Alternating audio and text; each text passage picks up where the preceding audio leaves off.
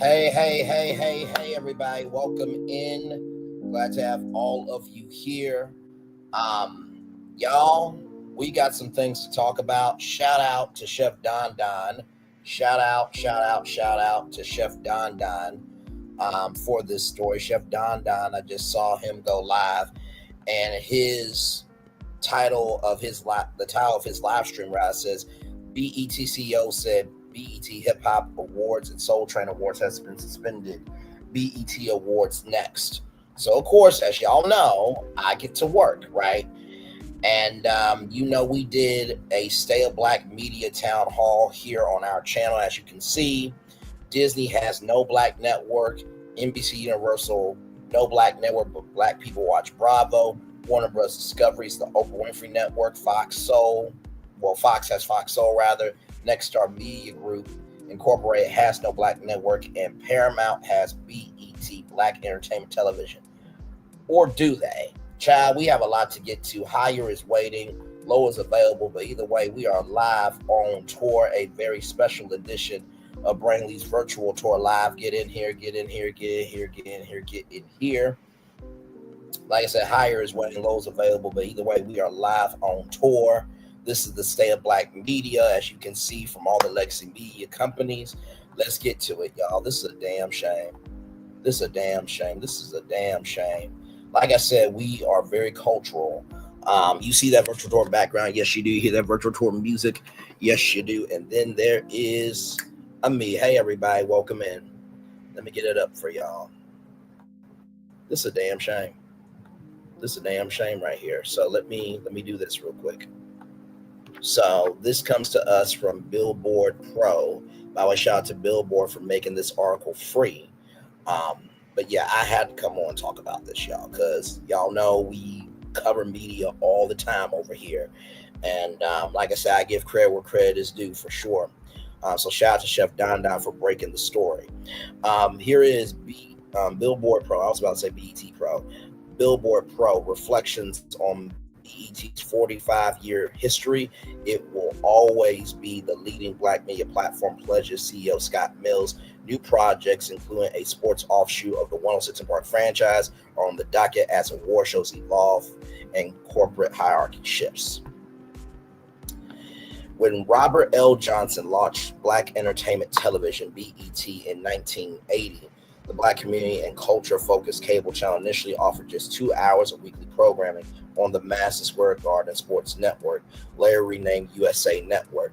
USA Network, if you're trying to think of rather, where have I heard USA Network before? USA Network used to be under NBC Universal. They have spun off those other cable channels as Versant. Bravo is still under NBC Universal, okay? Now celebrating its 45th anniversary, the channel has since evolved into the multi-platform BET Media Group. With the original cable channel, BET Linear, as its foundation, the BET Media Group currently encompasses 7 additional platforms. Those include subscription streaming service BET Plus, original content provider BET Studios. By the way, that was created in partnership with Kenya Barris and Rashida Jones. So, with any company, right, you want to be able to have your hands in many different honeypots. So imagine you watching a drama that's on Netflix created by BET Studios. Imagine you watching a movie in a Cinemark theater with produced by BET Studios, right? So that's basically that there. Interactive division, BET Digital, that's BET.com, the BET app, BET Plus, the Black Woman dedicated BET Her, global focus BET International, events and experience division, BET Live, and multicultural cable channel VH1. Now, if you're wondering, where have I heard VH1 before? VH1 was under MTV Control, and it moved to BET Control a couple years ago, okay? Since becoming its own channel in 1983 and establishing long-running franchises such as the music video show 106 Park, which is the black version of TRL because MTV and BET are under Paramount Global. and the BET Awards, aka Culture's Biggest Night. BET has also undergone major owner and leadership changes. Johnson sold the channel to Viacom for a reported $3 billion in 2001, ending its status as a black-owned company. Now, if y'all remember, we covered the BET sale here on our channel, right? So you had Tyler Perry, $2 billion bid, Byron Allen, $3 billion bid. Byron Allen also tried to buy Paramount Global for $14 billion. And then Bob Iger stupidly said that ABC was going to be up for sale. And Byron Allen put in a bid for $10 billion. And ABC is still owned by Disney, thank God, right? Then you had Shaquille O'Neal, Kenya Barris, and 50 Cent trying to buy it. CC Capital as well. There was also another capital firm, and even Scott Mills tried to buy BET, but it turned out to be that Paramount decided to keep it. Now, remember, we just talked about that in order for the Skydance Media Paramount Global deal to go through, which is valued at $8.4 billion, which will be closing. The deal will be closing finally August 7th, right? In order for that deal to go through, Paramount had to get rid of their DEI initiatives. And you remember we did a State of BET town hall discussion right here, right? So this has been brewing for a while, okay? So just want you guys to know that. All right, let's get back to it here. The sequential merger between Viacom and CBS Corp then became a part of Paramount Global in 2022. Following Johnson's exit in 2005, Deborah L. Lee succeeded him as president and CEO. A former member of Viacom's executive team, Scott Mills, was appointed BET's president after Lee's departure and promoted to CEO in 2021. Mills initially began working at BET in 1997 as senior vice president of business development and held various posts before advancing to chief operating officer. It was on his watch that BET began its media ecosystem evolution. Mills, together with private equity firm CC Capital, was also reportedly among the suitors eyeing the potential acquisition of BET Media Group from Paramount Global in a deal last year said to be valued between $1.6 billion and $1.7 billion. So that was the value of it. Like I said, Paramount Global wanted BET to be bought for $3 billion because that's how much it was sold for in 2001. Okay.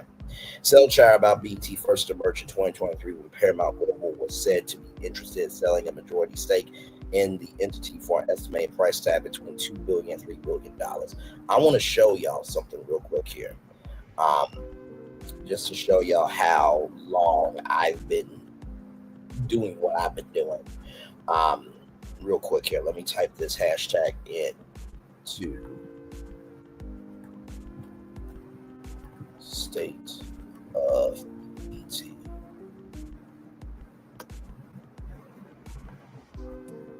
Hang on, let me go with this here. Give me a moment, y'all. Give me a moment. I figured it was going to get to BET eventually. All right, here, okay. So this hashtag right here, the future of BET, as you can see right here, I was covering this 125 weeks ago. Every update that they had on BET, I covered it on Clubhouse.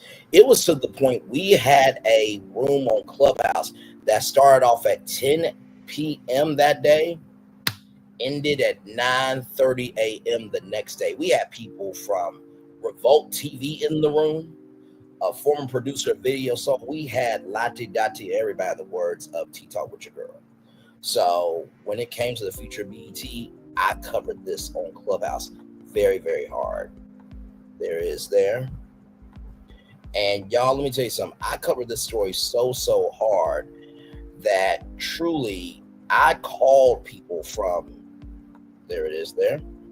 I called people rather from BET asking them, can they join the Onyx collab conversation? And all we were going to talk about was just the magnitude of the deal. But of course, because it was up for sale. They couldn't come in and, talk and this, that, and third. But rooms on Clubhouse were happening. Okay. All right. Back to this here. Among other possible bidders named in various media reports, right, were Tyler Perry, Byron Allen, and Sean Diddy Combs. Now, Sean Diddy Combs already had Revolt TV, and he wanted to buy BET potentially and combine it with Revolt TV, right, to make it bigger. Subconsciously deciding not to sell BET Media Group, Paramount Global has announced that its long anticipated $8 billion merger with Skydance Media following the former recent $60 million settlement of President 47's lawsuit against 60 Minutes will become official on August 7th. Mills, who last spoke with Billboard in 2022, addressed what's ahead for BET Media Group as it moves forward under new ownership. Now, we also reported that BET also had to let go of some people, right? So, marketing, advertising, accounting, now that's all under Paramount Global. So now BET going from, one of the priority networks where they had their own departments now being, lumped in with the rest of Paramount Global. And I'm going to show y'all something here in just a minute that is going to blow this thing out the water, but we'll get to that, right?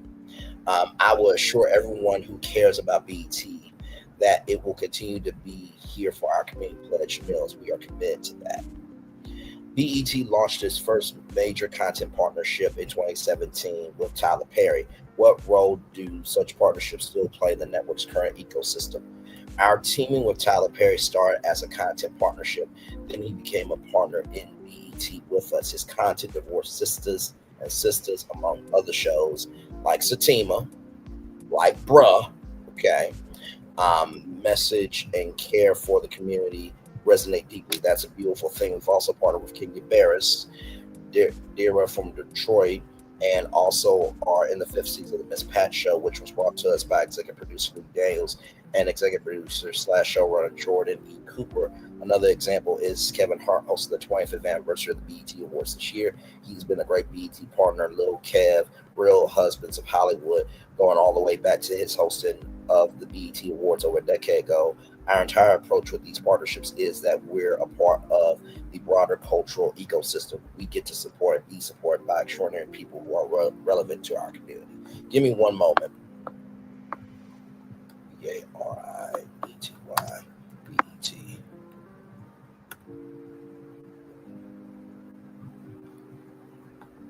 Okay, I want that article. And then this right here. So this article right here from Variety came out February 26th, 2025. Okay. Read this article live on Bring These Virtual Tour Live. As you can see right here, in 2019, BET expanded into streaming BET Plus. 2 years later came the creation of BET Studios with partners Kenya Barris and Rashida Jones. BET Studios offers equity ownership for Black creators and develops content for Showtime, CBS, and more. Now, you guys know about Beyond the Gates, right? Beyond the Gates was created with that CBS Studios NAACP partnership. Not to mention P&G Studios is also a part of that. So, when you see the Febreze and Tide, that is P&G Studios, because soap operas was actually sponsored by soap companies, okay? So I'm bringing all this to your attention, okay? My job is to bring the links of media together for y'all to understand. Showtime is no longer a network because they folded into Paramount Plus, okay?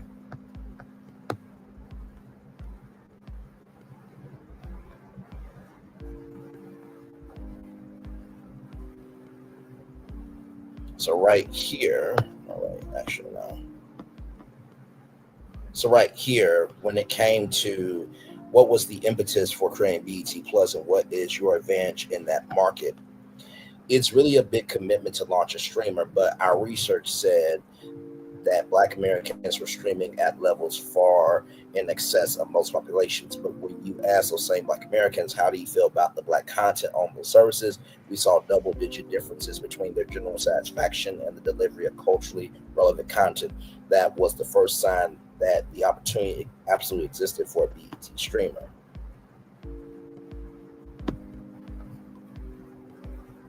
Right here, between the BET Awards and the NAACP Image Awards, why do you think it remains crucial to constantly celebrate the culture and not rely on how and when others might want to put the spotlight on it? BET doesn't exist to the exclusion rather of anything else. BET exists to the inclusion of things. We don't get challenged around whether or not the things we're doing are authentic. The Image or BET Awards are happening because it's popular today. It's happening because it's right, fair, and appropriate. And I think it gives it that deep resonance. You need these shows because our community values the ability to come together, celebrate, and acknowledge us. You can go to any other award show, but they can't create these moments that are so authentic to our culture. I think of the BET Awards as the most perfect manifestation of the BET brand and mission after COVID and the murder of George Floyd. I watched the opening and what like a baby. The creative team had really brilliantly understood where the heart and soul and emotions of the Black community were at the moment and delivered exactly what was needed. It's the single largest Black gathering of Black Americans in the country. So this is this article here. Okay, so we wanted to bring this up to y'all. And then, of course, like I said before, BET had some job cuts, right? Right here, as Paramount's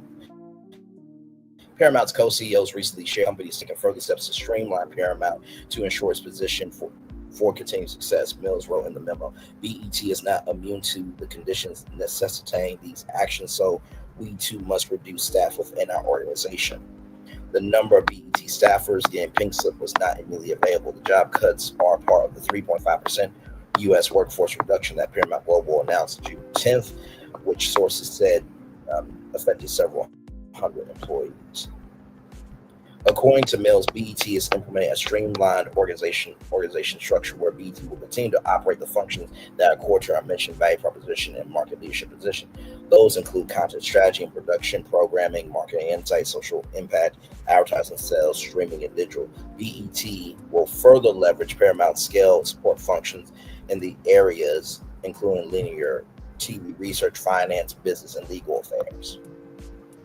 So you see, they're keeping what they need to make them the platform that needs to be. But the research, instead of BET having its own research department, instead of BET having its own finance department and budget, now it's under Paramount's scale support functions and business legal affairs. Instead of having Black attorneys, right, and a legal department and a business department, now that's under Paramount Global, right? So, like I said, if you understand the moves that are happening around you, you'll understand what you're seeing in front of you, right? I'm just,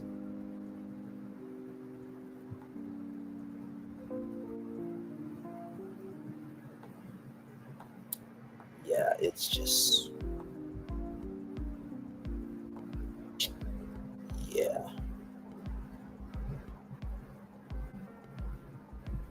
Hang on, y'all.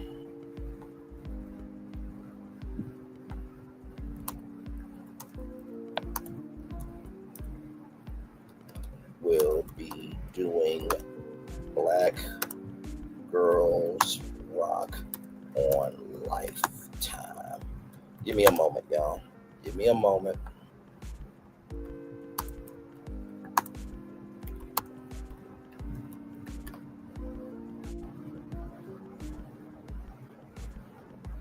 There we go. One thing about me, y'all, I keep up with everything. I keep up with everything.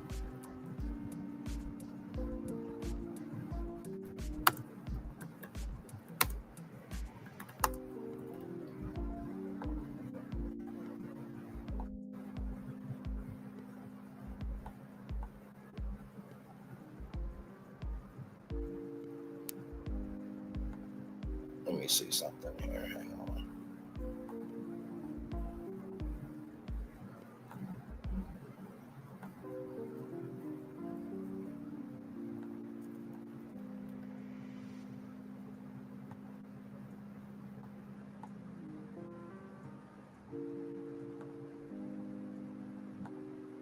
Give me one moment.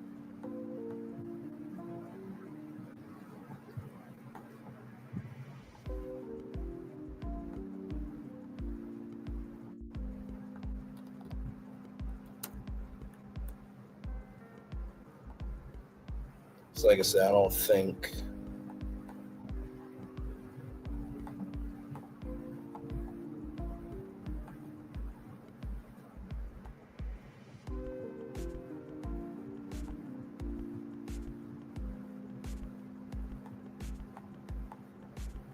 Let's see. No, I don't think it's ever been on TV. Not that I know of.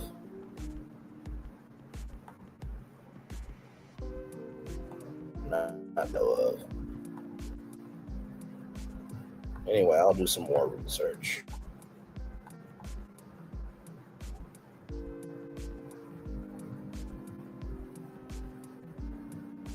Yeah, I don't think it's ever been on TV. Hang on, let me go in here. I'm in Chef Don's on chat.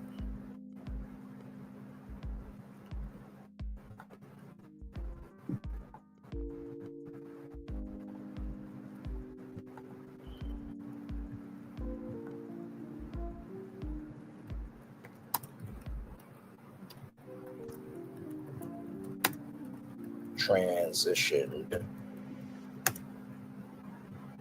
to the Rio network. Hang on, I gotta spell transition correctly. Hang on. Hang on.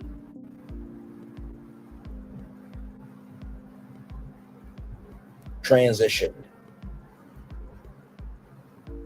Come on. Transition.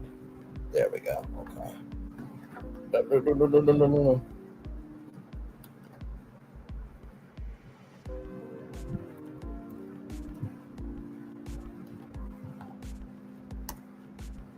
NBC used to own the Rio. Okay. All right, cool. There we go. All right, back to us here. Yes, indeed. Yes, indeed. Yes, indeed. Back to us here, everybody. All right. How many are straight partnerships versus joint ventures? I speak broadly of partnerships that meaning that we work together, but some of those partnerships are literally joint ventures, like Tyler and Kenya, and others are very strong collaborations where we are working across a multitude of projects, like we are with Kevin Hart and his company Heartbeat. And with Taraji P. Henson, we had an overall partnership with her through BET Studios. Also, too, Mary J. Blige had a partnership with BET Studios. There was a show called The Wine Now. Y'all know Mary J. Blige, rather. She has a brand called Sun Goddess. I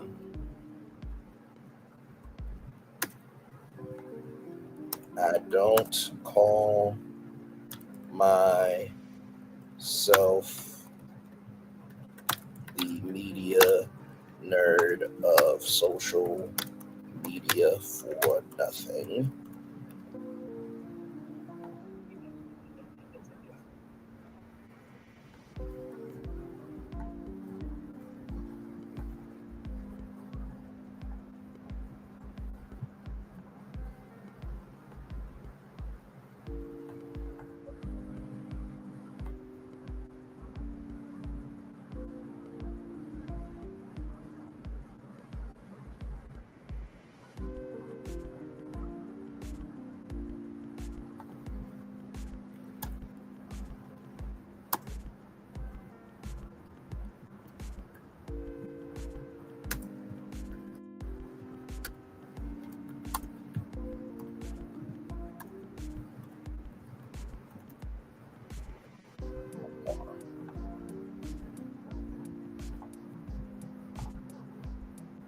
Give me a moment.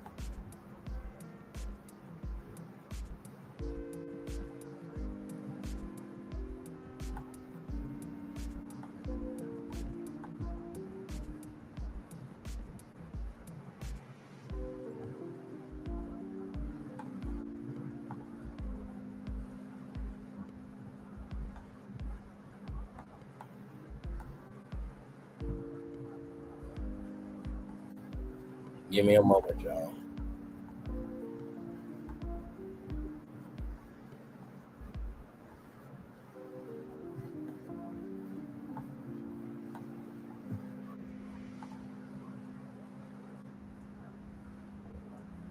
Give me one.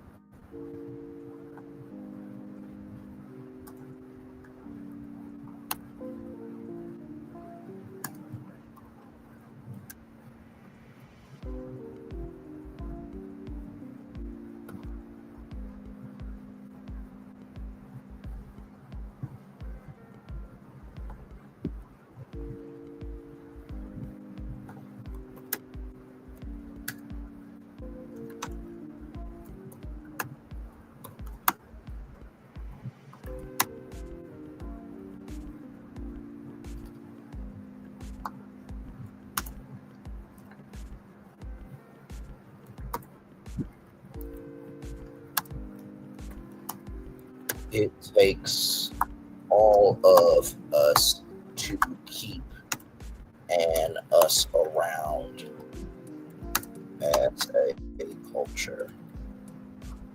There we go.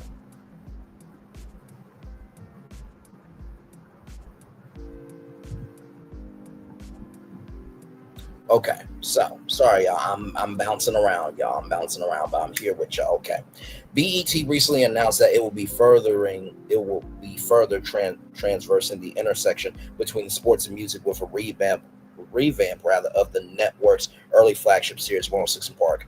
106 in Sports is a collaboration with Springfield Entertainment. Everybody is working feverishly to get to ready to launch in the fall. We're going to start with a weekly show. At that point, with lots of wonderful guests. It will apply the best elements of the 106 Park structure and format to the sports world. Much like Billboard's role in the music industry, music was the epicenter of what BET did for a long time. As the culture and our community have evolved, music maintained an extraordinary importance, but it's really exciting to appreciate the way that sports has evolved to being an integral part of the culture. In addition to 106 in Sports, we're doing a docu-series with Michael Vick in the fall around his new role as head football coach at HBCU Norfolk State. The footprint that sports has in Black culture is gigantic today rather. So the docu-series and the decision to take the 106 Park brand and extend it to the sports space are a reflection of that. Now, I want to bring something up to y'all. Okay, I want to bring something up to y'all because Scott Mills lied. Scott Mills lied. Here it is right here from USA Today. BET's hit show 106 Park could make a comeback for its 25th anniversary, CEO says. Right here, I want y'all to see this. BET's 106 Park, the hit daily countdown show that had R&B and hip-hop music lovers glued to their screens in the early 2000s, could potentially make a comeback for its upcoming anniversary. The network's president and CEO Scott Mills hinted at the potential reimagined reboot during an interview on the Breakfast Club last week. We understand that people love 106 Park, so the fact that it doesn't work as a linear TV show doesn't mean that 106 Park is over. We can bring 106 Park back as a podcast. We can bring 106 Park back as a digital experience. So you went on the Breakfast Club and said that it could not work for linear television, right? Right. That's what you said. But now you're bringing 106 in Sports to BET, the linear cable network. So you lied. You lied and you lied. Okay, I just want to bring that up. Okay, moving on. Are you eyeing more African music and content programming?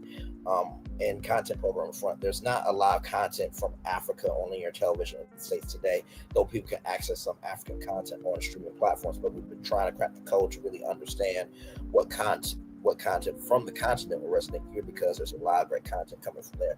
We've been bringing series over one at a time, testing them on linear and streaming to get a sense of what's resonating, what's not. We continue to do that. In fact, we just wrapped shooting on the second season of Average Joe, original series for BET. We shot that in South Africa. Let me show y'all something. So right here, this is Trace Africa. Like I said, if you understand the moves that are happening around you, you'll understand what you're seeing in front of you. So I want to bring up Trace Africa here. So let me do it in dark mode. Trace Africa is an Afro pop music channel dedicated airing Africa's top music artists. Trace Africa, Africa's #1 music channel, is dedicated to playing and showcasing music of Africa's top artists and genres such as Afro pop, Coupe de Cal, Kawato House, Afro Trap, Moscow, and Nodobo through radio and live concert events. Trace Africa is a smaller section of the Trace brand, a company dedicated to spreading music, news, and culture throughout the African diaspora. Really? Really? Really? So, hey, Coach James Hodge, good to see you, good sir. So you mean to tell me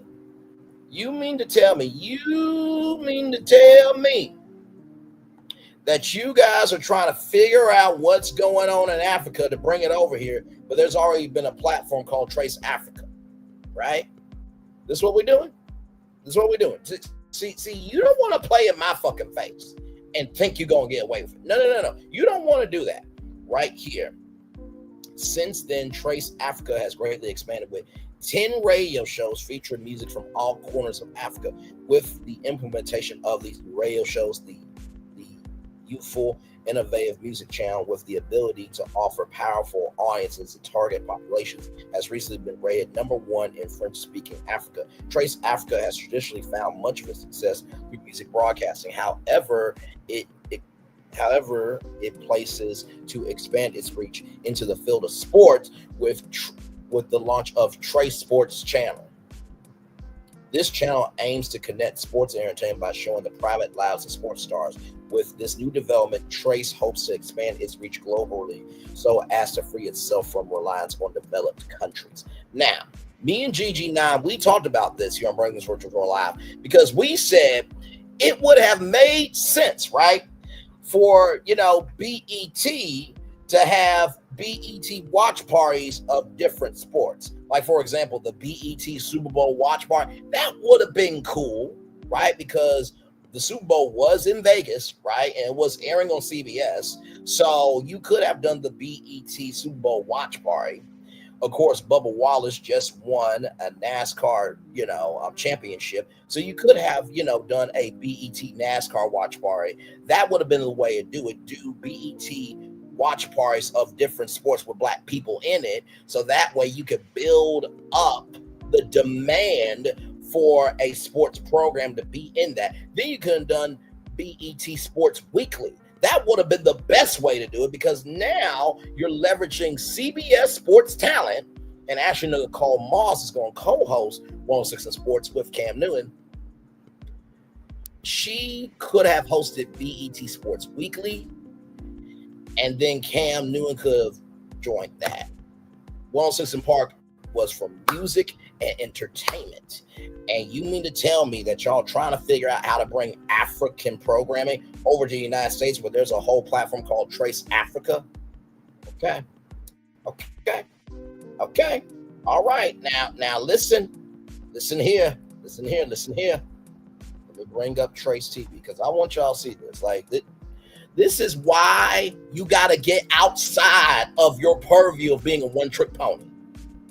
Okay? You have to. Okay? So here is Trace Plus right here. Here's Trace Plus right here. Performances Afro Nation. So you got Shaw Pop DeVito, Tacola, Mary J. Blige, Franglish, Amaray, Bornisha, the Young Stunner, Thames.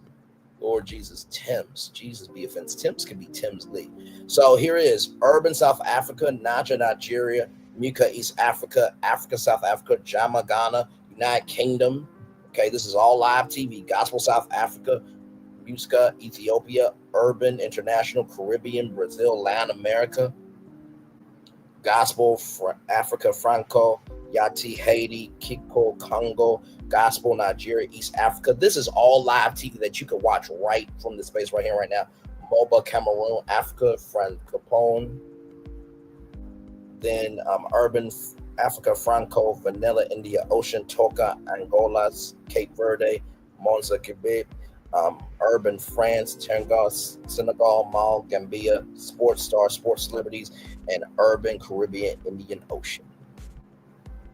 This platform's been around for years. What do you want me to do? What do you want me to do? I cannot help that I am the media nerd of social media and I keep up with everything. Here it is here. Afro-urban culture. Let me see this here. Can we do this? Here's the partner kit. 21 years ago, we embarked on a journey to celebrate our communities and engage with them around two of their priorities and passions, hip-hop and Afro entertainment, empowerment of youth, women, and creators. We take immense pride contributing to the global residents of Afrobeat and building the number one platform that connects and empowers the people of African descent and the fans of hip-hop and Afro cultures. So they started as a magazine published in London and New York in 1990. The Trace branded magazine was acquired in 2002 by Oliver Latouris, which is this brother right here. This brother right here acquired it. Goldman Sachs individuals relaunched it in 2003 into an audiovisual multimedia content platform. Today, Trace is 80% owned by TPG, a leading private equity fund, and 20% by Oliver Latouris and Trace Management. Right here. Like, what you want me to do? And here is Trace footprint. 350 million audience, TV, radio, social, digital, and events. Number one media brand for Afro cultures in Africa, France, Caribbean, Brazil, and Indian Ocean. 12 operating countries, including 8 in Africa. 190 countries with 153 million active TV subscribers. And you mean to tell me that you're doing research? 24 music TV, 1 sports lifestyle TV, 153 million paid TV subscribers in 190 countries. Number one music TV network in Africa, Brazil, Caribbean, Indian Ocean. These are all the select distributors of Trace TV channels. 771 million people reached, 343 million video views, 22.6 million fans on Facebook, Twitter, Instagram, TikTok, and YouTube. Fully equipped TV studios in Cape Town, Paris, and Johannesburg, South Africa. Trace Studios produce award-winning TV shows, branded content, scripted, unscripted reality TV content syndication, co-production, distribution, and live TV shows. Netflix, Prime Video, ITV, A&E Global Media, TLC, Quest, which, by the way, that was produced by Quincy Jones, Bon Jump Media Group, one of the biggest, people for unscripted television. Discovery.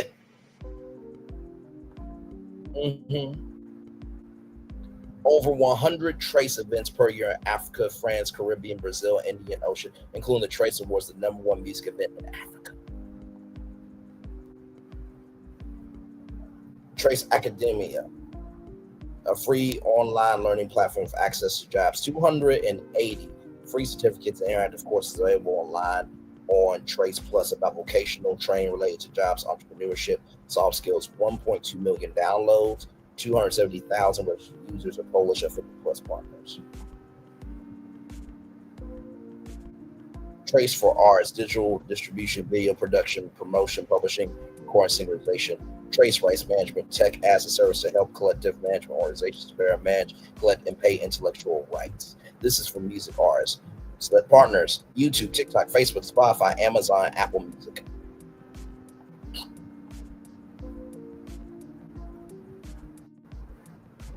This is their streaming platform. What y'all want me to do? What do y'all want me to do? Hey, Florentin, good to see you. Like I said, I don't like people playing in my fucking face. I really don't. As Florentin, when it comes to theme park stuff, I say the quiet part out loud because people in the game are way too quiet with what they know. If you really want to know how real I am about my shit, go look at the Magic of Disney Animation Live. and that Carnival Cruise Line Live, those documents that's been out for over a fucking decade.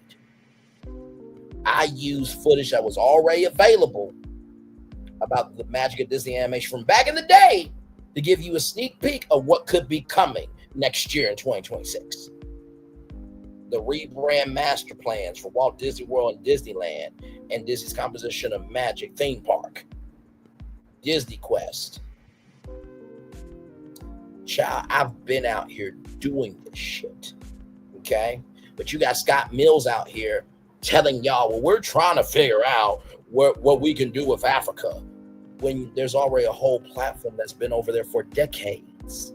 Okay,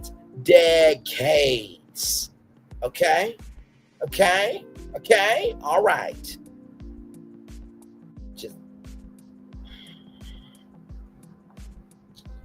I just don't get it.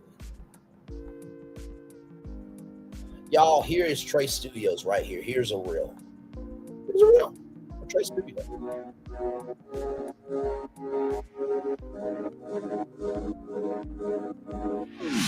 In an ever-changing world where new trends, new stories, new ideas, new talent, new platforms are rising up, Trace Studios is committed to discovering and celebrating prime local and international African stories that resonate with the world. Trace Studios is an award-winning production company. We develop and produce premium content on time and on budget.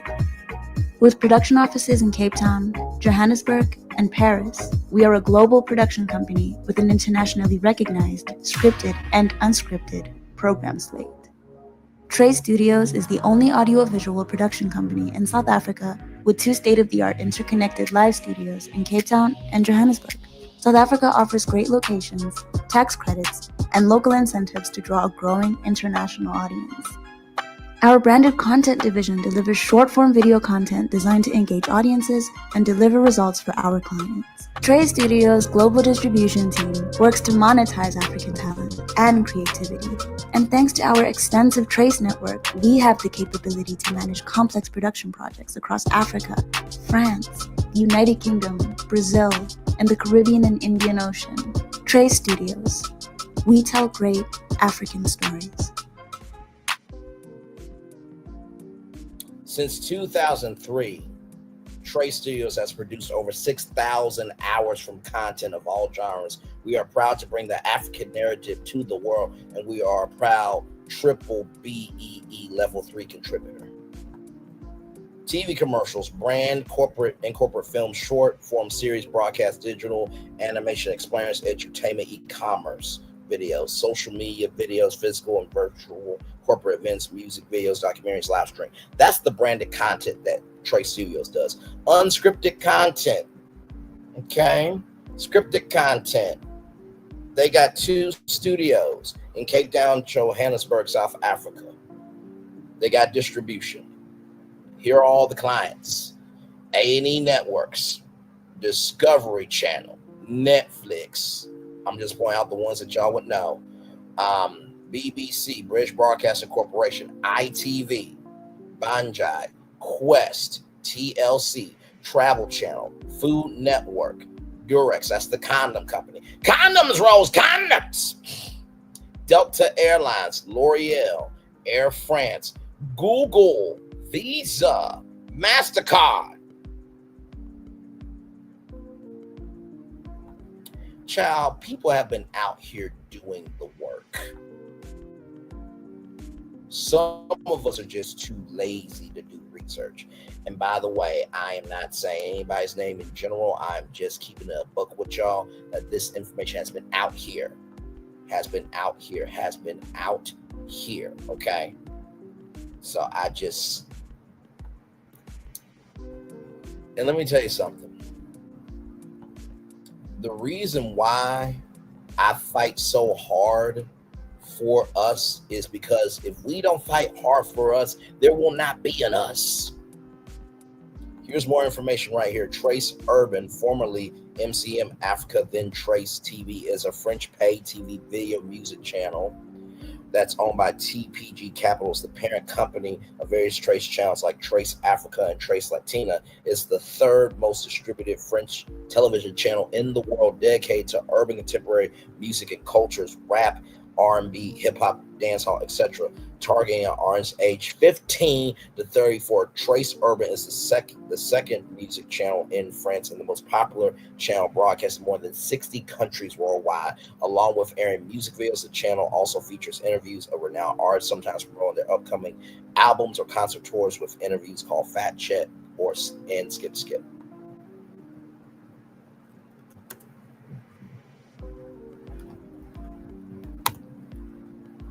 Now, I want to bring this up too, because maybe y'all don't know about this. We talked about this on Braylon's Virtual Tour Live too. Like I said, a lot of times, y'all, it's not the people with the biggest numbers that are in the know. It's the people with the smaller numbers that always stay in the know. Now, I'm just going to show y'all this. Okay, now there's this thing called Afrofuture. I don't know if y'all know about Afrofuture. I'm going to show y'all what it is right here. Afrofuture, uniting our stories, igniting the future. Afrofuture is a global cultural entertainment platform dedicated to celebrating the diverse culture and work of the diaspora through festivals, live performances, interactive activities, and community engagement. Our mission is to connect the global diaspora to build a new Afrofuture. The Afrofuture platform offers a suite of cultural experiences tailored for the modern global audience, encompassing fashion, art, music, and culture. We bring the world to Africa and take Africa to the world. So they have music festivals, they have travel experiences, performances and showcases, community engagement, Black Enterprise. Okay, that's a huge partner there. Martell, Cognac there, Verna, Purified Water, Berry Health, African Bank, Zimbank, Guy Radio 91.5, right? So you're seeing this, right?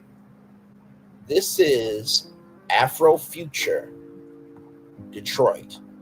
Now, Afrofuture has been in Ghana for years.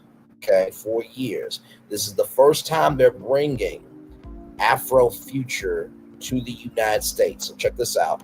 Afrofuture Detroit, a next level global celebration of music, culture, and creativity set to take over Bedrock's Douglas site. It's where Afrobeats, Ampero, and techno collide to create a one-of-a-kind experience that will keep you vibing long after it's over. After shaking up the globe with massive events in Accra, Ghana, and across Africa, Afrofuture is making its highly anticipated U.S. debut in the heart of Detroit. Afrofuture Detroit isn't just about music, though. Trust us, the beats will be fire. It's a full immersive experience, a fusion of music, food, fashion, and art. More than a festival, it's a movement that brings Africa's energy to life in the United States. Presented by Bedrock, produced by Cool. Get ready for dynamic art installations, a vibrant marketplace showcasing African and diasporic talent and an energy that can't be matched. So I want to take you guys to the YouTube channel so you guys can see this here. Oh yeah, I bring up everything, child. I bring up everything.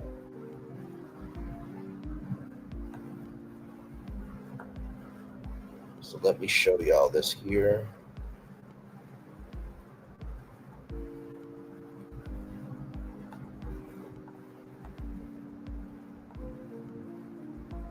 So here is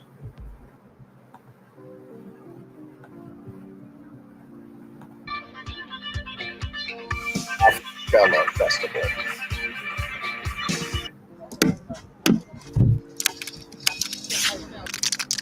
Been happening for years in Ghana.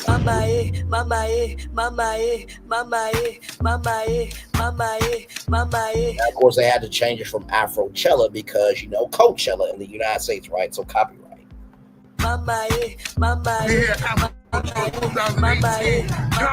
What's up?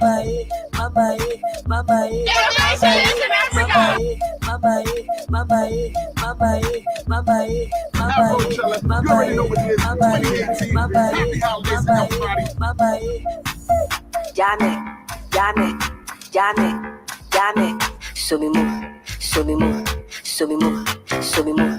Janet, show me move, show me move, so we move, so we move. She say she get kappa, she go fit collect am. I give am one, I give am two. Come and see now she dey cry.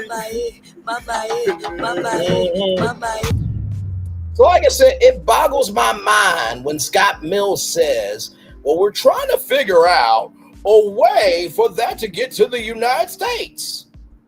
Do you not have anybody at BET that is a nerd? Or do you not have nerds at BET that all they do is look up what's next?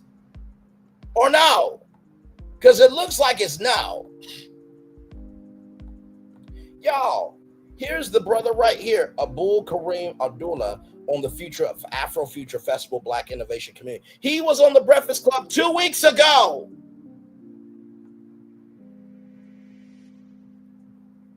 Here's the recap of Afrofuture Festival in Ghana, Africa.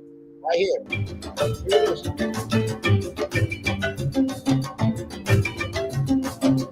That's the Black Paramount Entertainment.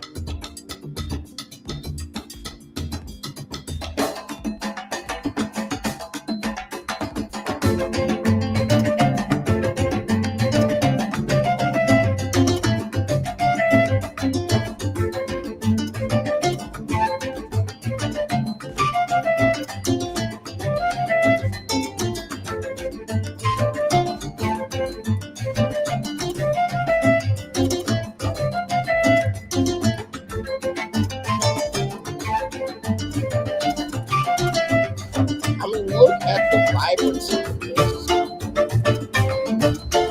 Look at the gathering of fire.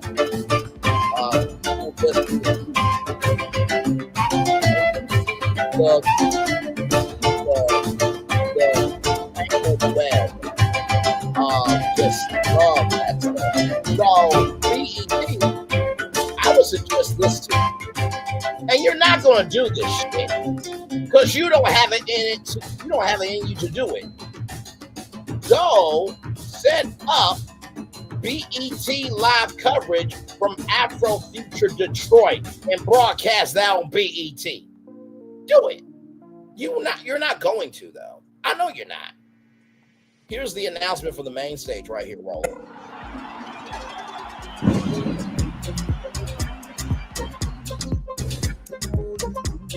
So all these people right here will be on the main stage. Okay, this is August 16th and 17th, right here.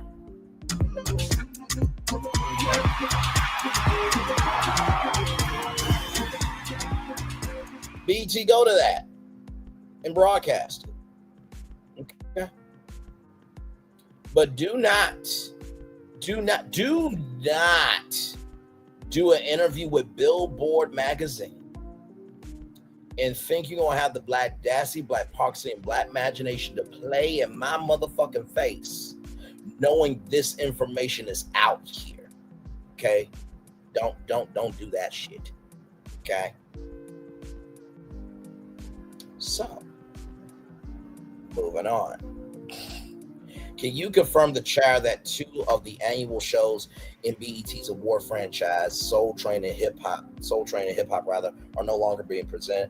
I would say that it's less about them no longer and more about our team having to reimagine them for this changing media landscape that we find ourselves in. I think what we're going to see are more people taking franchises and saying, this might have started on linear television, but now I'm going to move it in a different space. Do I move to streaming or do I move to another platform? So for BET Linear, we have suspended the Soul Train Hip Hop Award shows, but we have a team that's actively thinking about those award shows.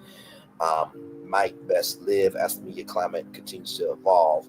They aren't gone, and we also still have the NAACP Image Awards and the Stellar Awards. The Stellar Awards is a gospel industry award show. So just wanted to give that context, conjecture, and connection to y'all. However, with the 2025 BET Awards, viewership almost dropped 50%. 50%. 50% in the key 18 to 49 demographic from last year's show. Are there concerns about the longevity of that long-standing tempo? Viewership was down. However, the cable ecosystem is smaller today than it was a year ago. Really? Really? So you're going to blame this on the cable system where, I think if you would have had 106 in Park as a show on BET, and I've said this many times, you bring back 106 in Park as a top 10 entertainment news show. A top 10 black entertainment news show, rather, right? So BET is the Ebony magazine. VH1 is the Jet magazine, okay? So BET, Ebony magazine, that's for all the established black people. VH1 is where content creators and independent artists that are black and MIPOC energy, that's where they go. So you have 106 in Park on BET, right? They count down the top 10 black entertainment news stories of traditional media. Then you have 106 in Park on VH1. They count down the top 10 social media stories for black people, from the Shade Room, from the Jasmine brand, from It's On Site, from the Neighborhood Talk, right? Then you have, remember this now, 106 in Park After Dark. Remember that was an April Fool's joke? You can bring that back. You can make that reality, right? So, like I said before, it's kind of mind-boggling to me, you know what I mean, that this is even happening. Do not blame the cable system when y'all are not investing in content. Stop that shit. Stop that shit. Stop that motherfucking ass shit. Let me show off the stale black media right now. Give me a moment. I'm going to take down this banner, take down this comment, and just show you the stale black media right here, okay? Here it is, right here. Disney has no black network. NBC Universal has no black network, but black people do watch Bravo. Warner Bros. Discovery has the Oprah Winfrey Network. Fox has Fox Soul, but really nothing is actually happening with that. Next Star Media Group, which owns the CW, they don't have black network, and Paramount has black entertainment television. That is the state of black media right now. Okay? So here's the gag. You ready for this? Warner Brothers Discovery, and let me just say this to all the Love and Marriage Huntsville fans. Do you not realize that a while back, Warner Brothers Discovery separated the linear cable channels from the studios and the streamers? Warner Bros. Discovery is in $40 billion worth of motherfucking ass debt. Now it's down $37 billion. Do you know that debt's on the linear cable networks? And whenever you're spinning off properties, do you know what that means? That means those can be up for sale. So the Oprah Winfrey Network could be up for sale. Meanwhile, y'all dumb fucks are so concerned about one damn show. BET with all Tyler Perry shows, BET Plus with the library of Tyler Perry shows, all that stuff is up for sale. Y'all want to be so narrow-minded, y'all ain't seeing the plot.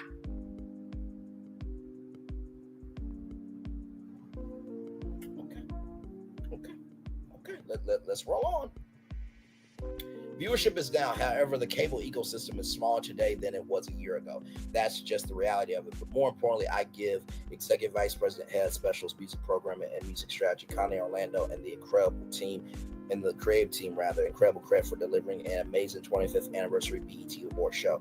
I've been the BET ecosystem for the full 25 years that we've been doing the show. My seatmate at this year's show was Stephen Hill, the young man who 25 years ago created the BET Awards. At the end of it, he turned to me and said, "This is one of the best BET Awards I've ever seen." It was an extraordinary show, and honestly, I attribute the viewership declines less to the declines in the cable ecosystem and more to the fact that we move the night of the show. Typically, it has aired at the end of June on a Sunday. This year, we moved the show to the beginning of June and on a Monday. What you'll see in 2026 is moving it back to its traditional location the last Sunday in June. It will bring back the BET. We'll bring the BET Festival back. It's very complimentary to the core of that whole weekend experience. With that being said, here's the question for you. Like I said, if you have BET as an anchor Guess what? There could have been live broadcasts of 106 in Park. You know, if you had BET News this morning, live broadcast of BET News this morning.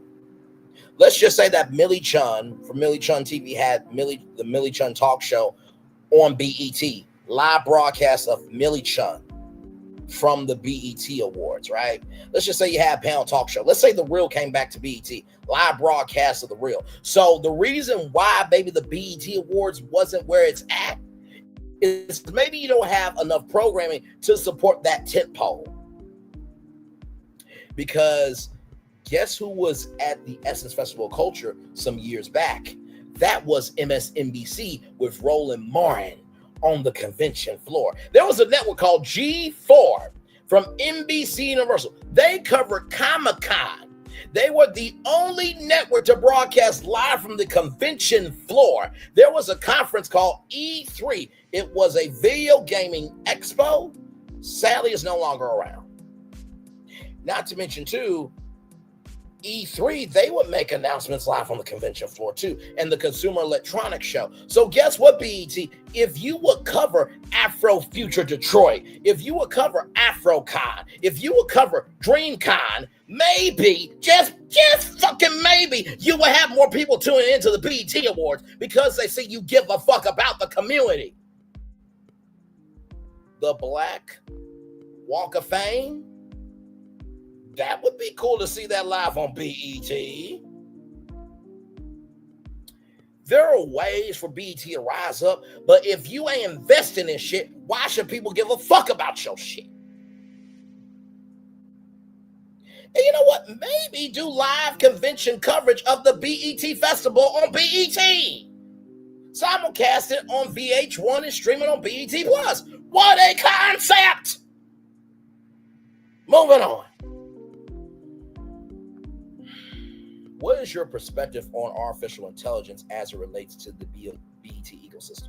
We're thinking about artificial intelligence in all the ways that everybody else is. There's nothing I can share yet. We're actively listening, talking to potential partners about how we use AI and partner with people who use AI in ways that can specifically help our community that have nothing to do with entertainment. It might have something to do with empowerment, engagement, or education. Excuse me, real quick.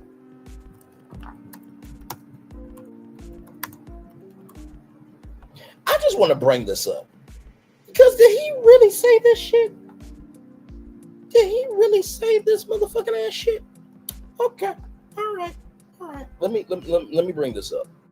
This was a special a while back. Hang on. Right here, watch this. She ain't ready because I'm about to kill it. I'm about to be on there. You know what? I'm going to kill it.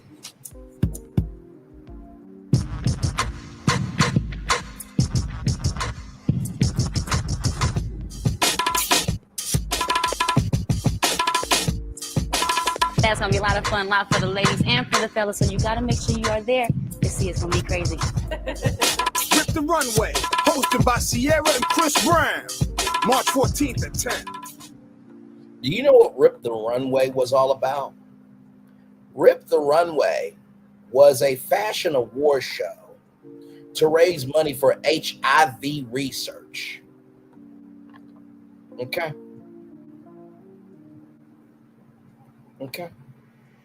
Here's another commercial, a little more fleshed out. Here we go.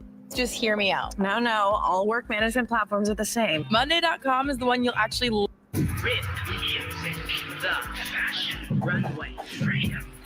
Taking the stage, B.O.B.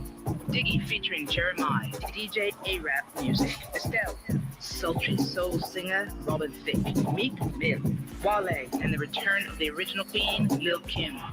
Rip the Runway, the only show in the world where music and fashion are free. Rip the Runway. Wednesday, March 21st at 10. Hosted by Salida Events and Bruce Hall. No.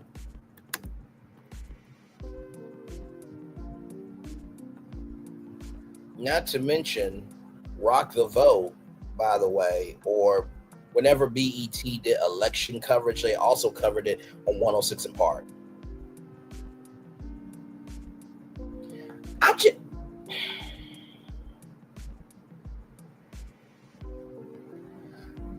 just kind of losing it just a little bit. Y'all had an HBCU tour. So you mean to tell me, right? That instead of utilizing human beings, because there's plenty of activists, there's plenty of nonprofits, there are plenty of Lati-Datis and everybody that have been out here doing empowerment, that been out here doing engagement, that been out here doing education. Y'all going to use artificial intelligence? Really? Okay. You know what? Maybe y'all could do a, I don't know, a BET Black Entrepreneur Summit? Oh my Lord Jesus. Maybe a BET Activism Summit? Oh my Lord Jesus. Maybe y'all can do a BET Job Fair? Oh my Lord Jesus. Like, what is wrong with you? Equally, however, we believe that AI has the power to help unlock a lot of potential opportunities for our community and help address some of the barriers that exist in our community. What is one example of a barrier that exists? I'm a big book reader, so I always say to my 14-year-old twins, do you know the reason why there are so many more books than there are movies? Because it's really expensive to make a movie, really inexpensive to write a book. And there are real concerns about the way AI will disrupt content creation, which is absolutely true. But if we actually appreciate that capital is a barrier for making movies, that means people who don't have access to capital often don't have the opportunity to bring these stories that they like to tell in movie format. Well, a couple of years, that's not going to be an obstacle. And suddenly people who didn't have access to capital, who didn't have the ability to accumulate resources required to create and tell their stories via movies will be able to do so. You know, there's a show.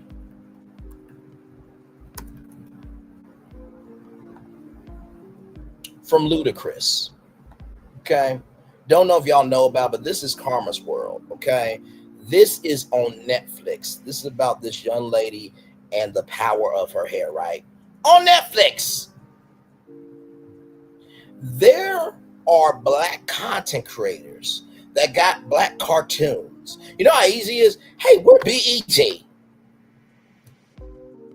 Y'all ignorance is getting on my fucking nerves because y'all know y'all can do this shit. Y'all know y'all can do this shit. Y'all know y'all can do this motherfucking ass shit right here. Which community has the least access to capital? Our community. So there's a number of jobs in which our community is concentrated that's going to be impacted by AI. So we have to think about how we can move into other fields and develop those skills and capabilities. Oh, I don't know. Maybe do an open casting call. Oh my Lord, build up a directory of people who do this shit in our community. What a concept!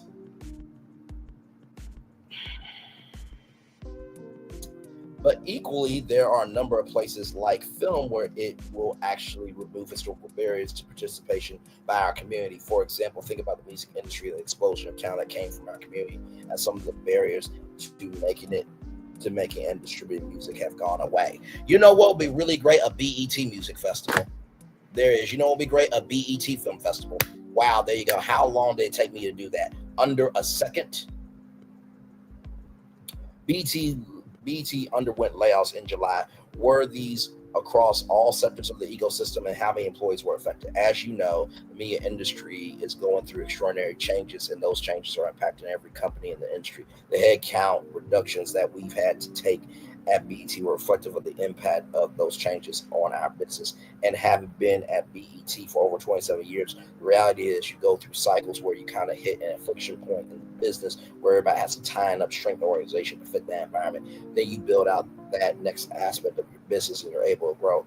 We're building out our going forward platform, streaming studios and fast business that is free advertising, streaming television business. So that's a fast channel, everybody. To support the growth of our organization with platforms, we had to really make sure that we right-size the organization to reflect that we are really optimistic about all of our opportunities that exist for BET's growth, because at the core we play the singular role in our community in being able to successfully move and extend into a myriad of evolving media platforms. We're not captive. We've been able to extend BET onto all these platforms: Black content, Black community, Black culture. At any point where those three things come together, BET can thrive and succeed. We may not know what media looks like 10 years from now, but what I do know is that there's still going to be Black folks, that the Black community's affinity for content anchored in Black culture from Black creators will exist as strong and vibrant 10 years ago now as it does today, as it did 25 years ago. We're constantly moving BET forward in a way that we believe is reflective of this intersection of Black content, Black community, and Black culture. Given the approval of the merger between Skydance and Paramount and the former's recent announcement about ending DEI initiatives, are you focused at all about BET's Black focus being diluted? Shout out to the interviewer for asking this question, because at some point in time, you got to recognize the weight of reality. I don't speak to potential corporate outcomes. What I will say is that I believe any entity that's a steward of BET will see and appreciate how special, valuable, and unique BET is, with its 100% brand recognition and all the other wonderful things that BET has as a business asset. I'm very optimistic about BET's trajectory because we really do believe in its mission to serve our community and the way it resonates with our community. As long as the right decisions are made with respect to BET, it will always be the leading Black media platform for our community. It's a privilege to serve on its behalf. So you basically, right, said that you hope that any entity that's a steward of BET will see and appreciate how special it is. Do you not realize if they got rid of the DEI initiatives, you don't think they're not going to sell BET as well? Child, where do you see BET 5 to 10 years from now? When I returned to BET in 2018, I told everybody that my focus was making the right strategic and operating decisions so that BET would still be strong, vibrant, and relevant 15 years into the future. I remember going to my grandma's house and there being an Ebony magazine on the table. The reason why I say that is because the future of brands isn't guaranteed. Simply because you're successful today doesn't mean you'll be successful 5, 10, or 15 years from now. Ebony founder and owner John H. Johnson should have created BET. BET founder Robert Bob Johnson was to tell the story that he didn't have the money to create BET, but he had the idea. He went to other people to ask for money. John Johnson had the money, but he didn't have that idea. Ebony should have moved onto all these different platforms and spaces as its starting platform. Print was shrinking.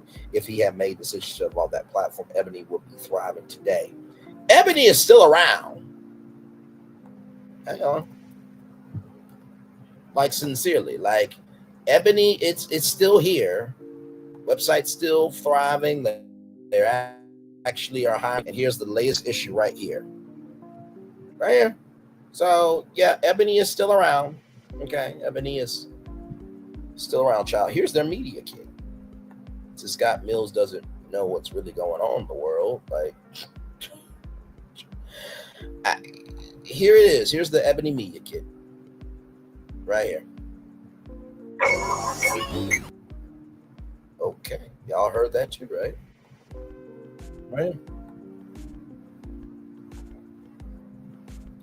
1.3 million Instagram followers, 247,000 Twitter followers, 52,000 LinkedIn followers, 27,800 subscribers on YouTube, 1.4 billion people on Facebook, 498,000 newsletter subscribers, 20 million monthly page views, 665,000 social media engagements, 2.3 million social media impressions. Exclusive content, Ebony Social, custom editorial, in real life activation, sound social, high impact media, product design, public relations. That's their ecosystem. They got the Ebony Power 100 Gala. That literally happened this year.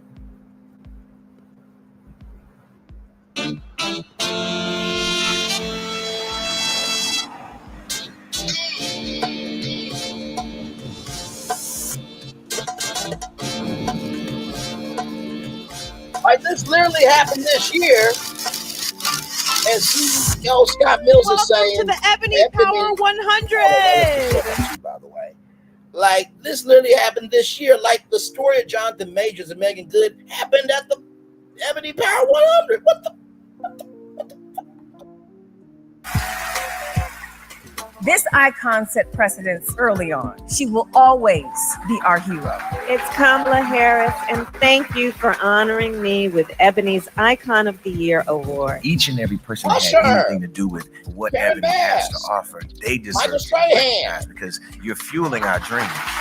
Business disruptors. Show yourself. Yes, there you go. Good. Each and every single one of you in this room have had a moment where someone has doubted you, told you weren't good enough, and that was exactly the fuel you needed. I encourage you to teach the past, you celebrate the present, and you define the future. There it is. So I'm a little confused. I'm a little confused because they've been around for 78 years. They've been around 78 years. They've been around 78 years, Scott Mills. And y'all just got to 45 years? Bruh. Like you said, y'all try to figure out Africa. Excuse me. Hi, hello, Braylon, Media Nerd, social media here. Hi, nice to see you. Let me show you something.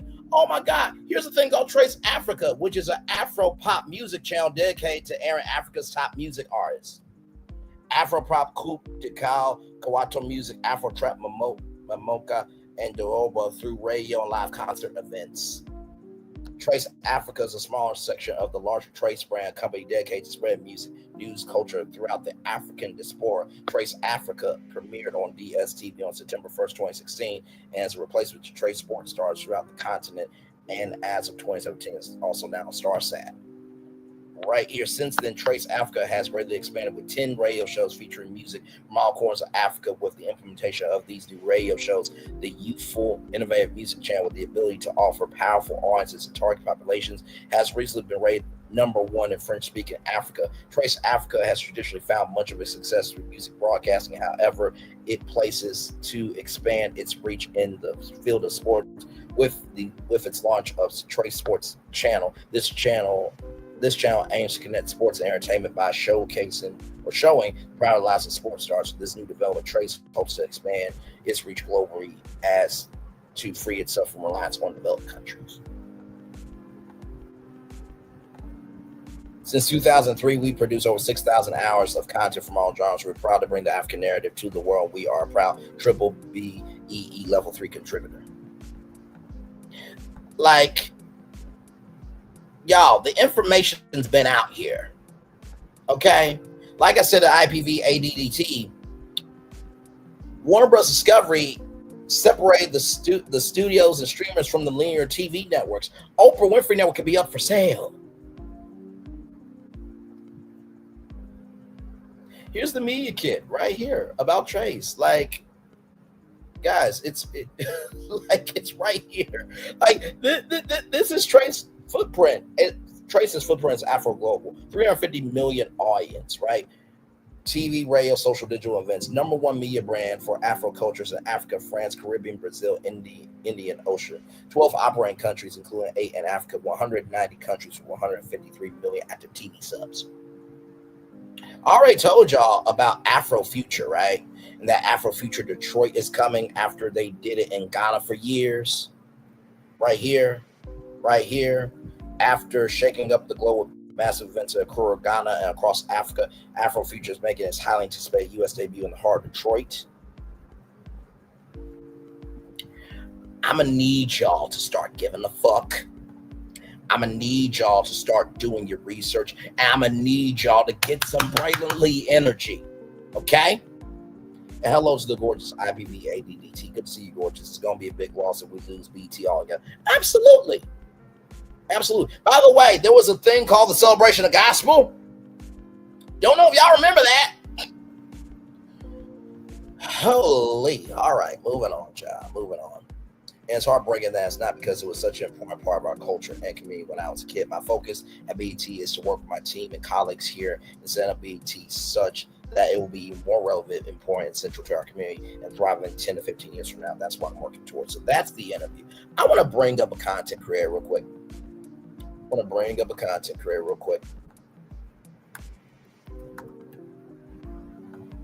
Now, this sister right here, her name is Black Femininity TV. and she did a video about BET, and we're gonna watch that right here. This right here, this content career, absolutely great. Y'all like, comment, share, and subscribe to Black Femininity. A complete AI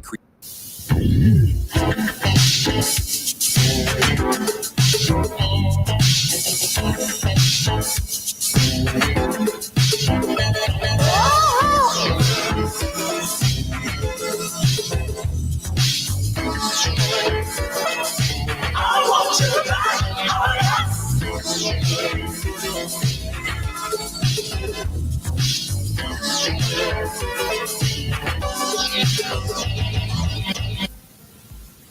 BET Network was once the go-to channel for Black people. The channel offered a variety of reality shows, Black music, talk shows, and comedies. Now these days, the network is highly criticized and mocked by the Black community. In this video, I'm going to be discussing why the Black community isn't supporting BET anymore. And make sure you guys stay tuned until the end because I will be discussing programs they should bring back to make people interested in the channel again. Video sold. I'm Donnie Simpson. June 26, 1981 is my date. That was the day we launched Video Soul on BET. Donnie Simpson was, in effect, BET's first star. Mary J. Blige. Hi, Donnie. I'm Sherry Carter. Hey, watch it. Yeah. BET.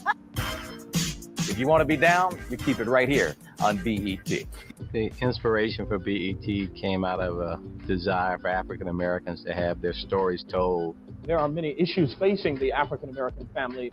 And then all of a sudden, this thing called music videos appeared. And it was just a natural alignment with BET. Welcome to 106 Apart. BET Soundset Live. What's going on, y'all? No, I did not commit those murders. Black folks had their own television network, something that was programmed for them. Get down. Make some noise, BET! The thought was that it was time for BET to be part of a larger company. BET started with a $500,000 investment. It was sold to Viacom for $3 billion. This is what extraordinary looks like. Black Entertainment Television, also known as BET, was launched in January 1980 by Bob Johnson, a lobbyist for the cable industry.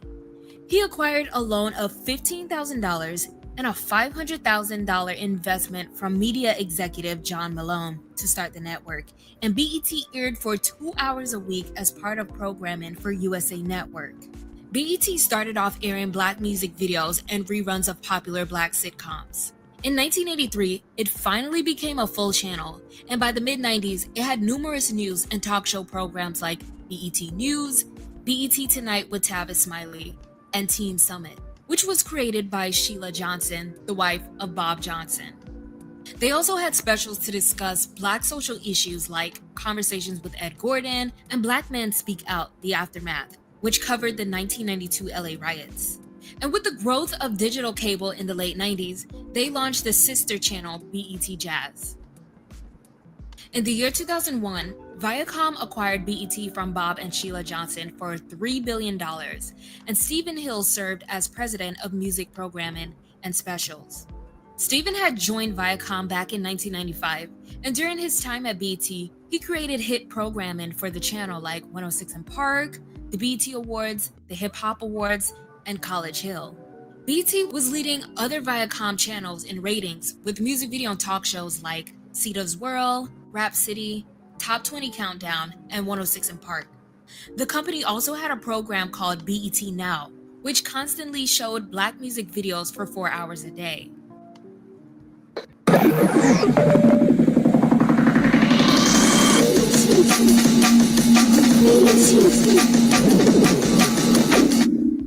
The docuseries Access Granted gave viewers an in-depth look at the planning, filming, and production of R&B and hip-hop music videos. BET was the #1 platform for Black. Now imagine if Access Granted came back as a, hey, Nikki News and Narcissism, good to see you, my friend. Imagine if Access Granted came back as, you know, a true Hollywood story, kind of like Unsung is on TV One, taking you behind the scenes of TV shows, movies, expand Access Granted. Let's keep rolling. By the way, shout out to Black Femininity TV. Roll on. Black artists.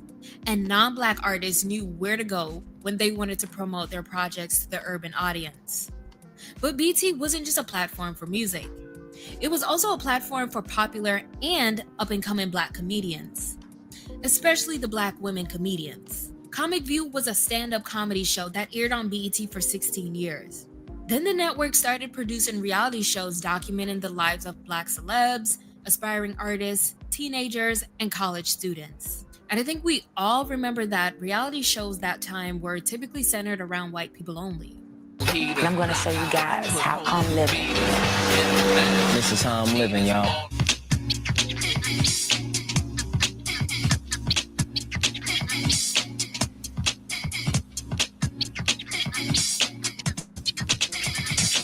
But in 2005, the network started taking a nosedive.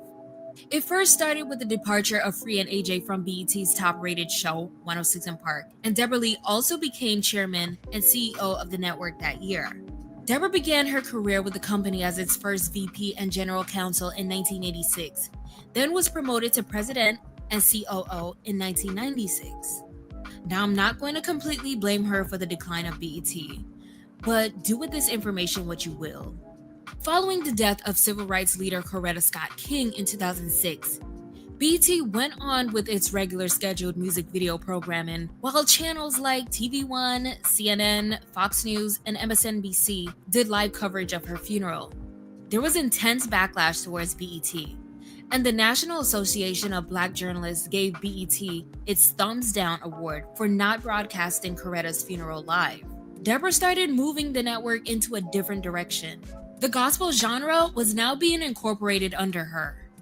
The BET Hip Hop and BET Gospel channels were launched as sister channels. The gospel music singing competition show, Sunday Best, was launched, and then came a town hall style discussion show, Hip Hop vs. America, that made people realize that BET was moving away from hip hop, and then all the other Black genres followed, besides gospel. From that. Now, here's an idea, right? Now, you just saw that NABJ gave it a thumbs down rating. You know what NABJ stands for? National Association of Black Journalists. So why isn't BET broadcasting live from the NABJ convention happening August 8th, 9th, and 10th? There was a Black Travel Summit that happened this year. Do you know who the chief fund officer of Carnival Cruise Lines is? Shaquille O'Neal. They just launched Celebration Key. He was there. Y'all could have rolled with him on Carnival Cruise Lines, but no. Let's roll on. Let's roll on. That point on, they were filling up all of the time slots with the Sunday Best show and the same old movies, which mainly consisted of Tyler Perry films.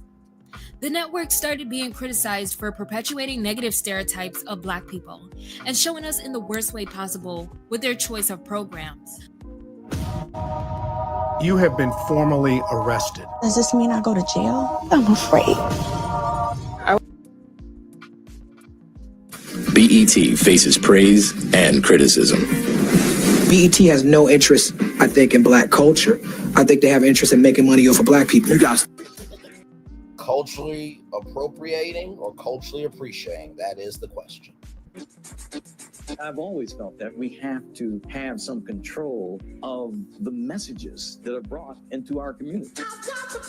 Cable TV's answer was Black Entertainment Television, or BET.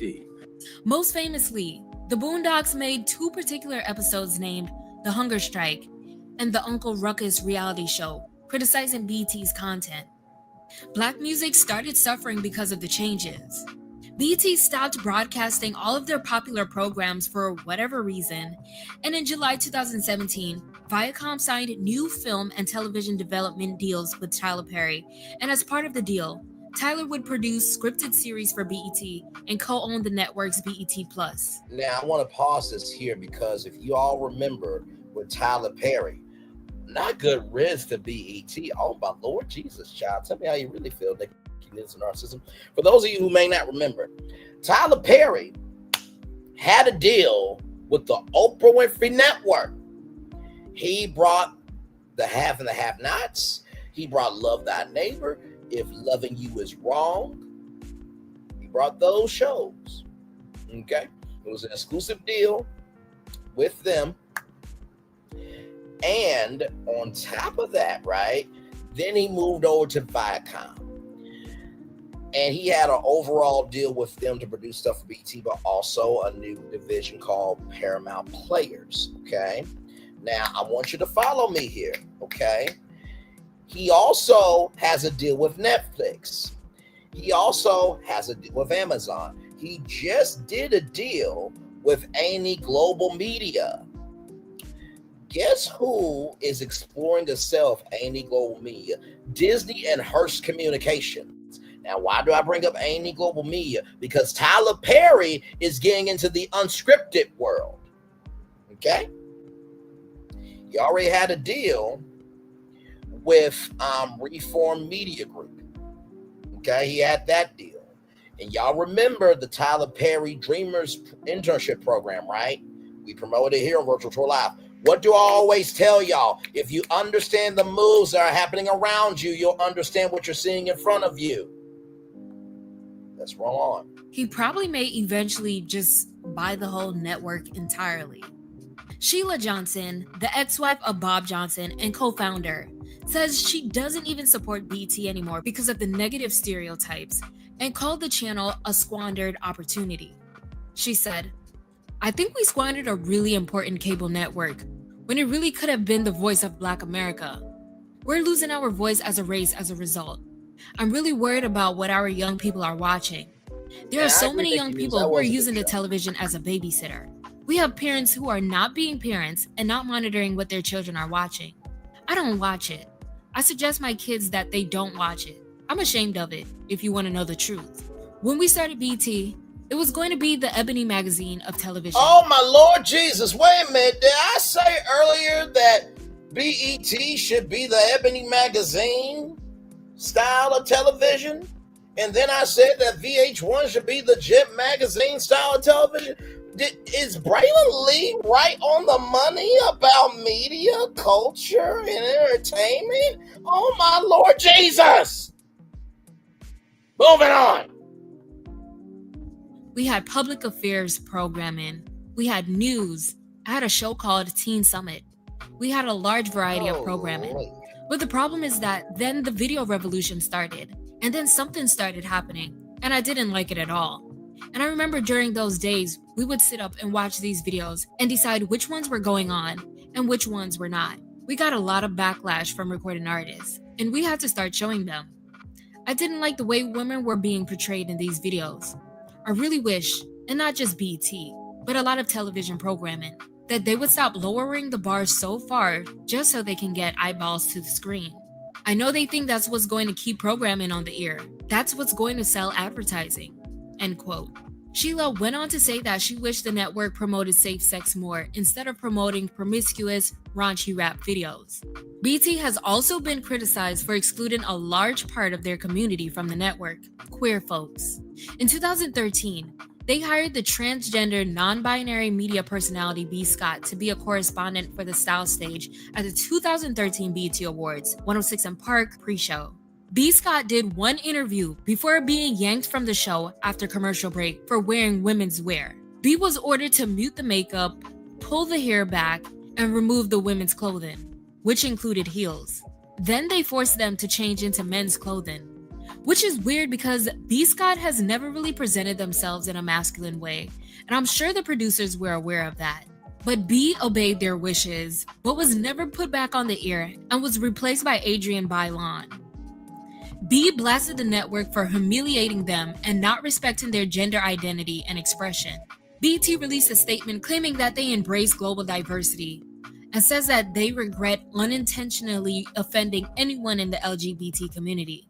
That's very funny because TMZ and Huffington Post leaked emails showing that the incident was premeditated by the BET executives. Stephen Hill wrote an email before the show that read, "I don't want looking like a woman B. Scott. I want tampered B. Scott." The network vice president Rhonda Cohen replied, and I quote, I can speak to him about being less womanly. If you're wondering why I have the smoke, the energy, and the vitality of this, because Nikki News on Narcissism will tell you, IPVADET will tell you, Colton James Hodge will tell you, Florentin will tell you, I cover every fucking thing else of the culture all the fucking damn time. There's destinations on this damn show that has never been covered on BET, never been covered on TV One, never been covered on the Roland Martin daily digital show, never been covered by any other black networks out there. Afro TV, Aspire TV, owned by Magic Johnson. We so ahead of the game. We report on stories that usually reverberate weeks later. Like I said before, Nikki News and Narcissism, she typed out a list in one tour of the different black entrepreneurs we have mentioned here on Braylon's Virtual Tour Live. So I'm doing this live, not just because Chef Don broke the story, but I'm doing this live because if we don't give a fuck about us, there won't be us. Rolling on. Then the vice president of digital marketing, Monique Weir, chimed in and said, the spin should be, he was late for a live show, and subsequently replaced, and it would have been awkward in a live show to have the person assuming his role removed and him inserted, unless we can make public the reason we didn't want him dressed the way he normally does. I would stay away from suits, suit selections, etc. End quote. Responding to the leaked emails, B said they were shocked and hurt, but not surprised. In August that year, B sued BET and the parent company Viacom for discrimination on the basis of gender identity and gender expression, and was seeking $2.5 million in damages. But a judge ruled that BET has the First Amendment right to run its show the way it wants, even if that means forcing a transgender person to dress like a man. B appealed and reached a settlement for an undisclosed amount with BET in February 2015. They've since made amends, and in March 2021, BET announced that B. Scott will produce and host a new show on their network titled 20s The After Show, a series exploring young black queer people's stories. In a statement, B said, I am proud to make history as the first trans non-binary person to host and executive produce a show at BET. I am in a place of forgiveness, and I am honored to help turn the page on the past and be a part of the network's move towards a more inclusive future for everyone. End quote. That's great and everything, and I'm actually looking forward to the show. But let's talk about the final straw that caused 106 & Park to be canceled. In August 2014, during an episode, 106 & Park did a segment about 2-year-old Blue Ivy's hypothetical thoughts during the MTV VMAs. Guest host Karuchi Tran read a joke from the teleprompter about Blue Ivy's hair. I really did wake up like this because my parents never combed my hair. I can't. Now, to refresh your memory, Blue Ivy had been the subject of jokes about her natural hair since she was born. But it's okay because I have a separate video on that topic on the way. Why would BET use an anti-black joke about a toddler on their network, you may ask? Stephen Hill apologized to Beyonce and Jay-Z privately, and the producer responsible was suspended. Then BET announced that 106 & Park would go on a hiatus. 3 months later, the show was canceled. You decide you want to make some money online. You hear about drop shipping. And that was fucking disgusting, BET. Because honestly, if we attack our own, what do we have? Nothing. You find some trending products on popular websites. And I think what ended up happening with BET, they were trying to run the race of remaining relevant for the mainstream and not super serving their audience. What do I always say? Never get so high in the clouds that you forget that you had to use the ground to get into the sky. Let's finish this out. Now let's get into some shows BET should add to their programming or shows they should reboot that would help them go back to the channel for black people again. BET hasn't been black owned in over 21 years, but even when Viacom took over, they were still airing content that we liked. Let's start with the music category. Everyone always talks about how they miss the popularity of R&B music. We also talk about missing when rap music required skills. In my opinion, Black music started suffering when BET stopped being a platform for unknown artists.